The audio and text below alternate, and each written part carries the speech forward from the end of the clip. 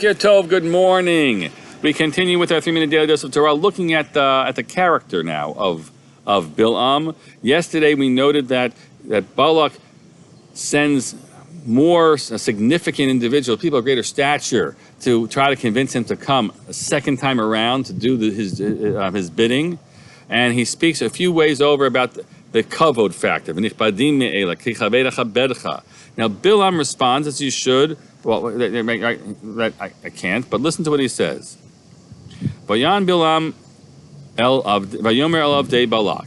He answered and he said to the servants of Balak, Imiten li Balak melo beito kesef v'zahav lo chal avor et pi Adonai Elohai la'asot ketana gdola. On the face of it, it's a really wonderful statement where he says that I can't do anything that God doesn't want. I cannot transgress the word of God to do anything small or big that God doesn't want.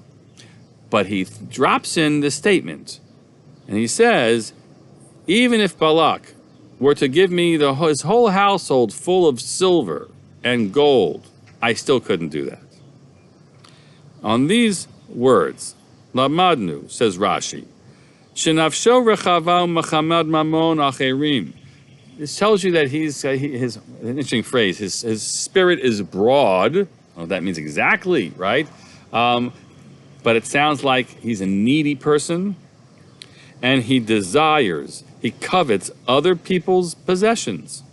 Amar, what he was really saying was, Ro'oi lo litainli kol kesef v'zahav shelo. He really, that King Balak, he really should pay me a king's ransom, all of his gold and silver. Because otherwise, look at the facts. He would have, if he wants to defeat Israel, he would need to hire mercenary armies. That takes a lot of money. You're asking me to come in replacement of a mercenary army and use my power, which is the power of speech, to curse, right? So you should pay me what they get paid, what a whole army would get paid. But really, it's a very interesting rationale, and we can talk about how you set wages for people who are saving you certain money, and so how much would they get equivalent to all the money they would have saved you? They get just a bonus number, whatever it is. But what also shows you is that what's lurking in this man's soul is not just a need for kavod; it's for and honor, but it's the material values, and especially we can imagine that a prophet doesn't have much profit. Little play on words, right? Doesn't make much money, and he sees this is a moment where I can rake it in, and that itself is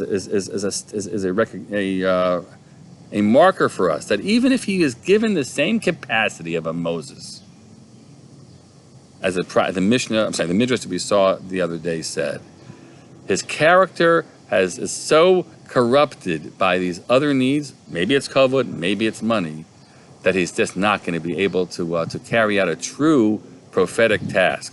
God will take him over and do what has to happen in the parashah as we read it through. But he is no prophet in the end because of the core character failures that exist within him.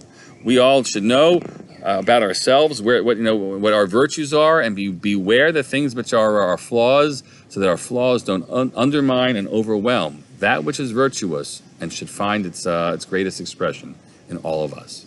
Have a great day.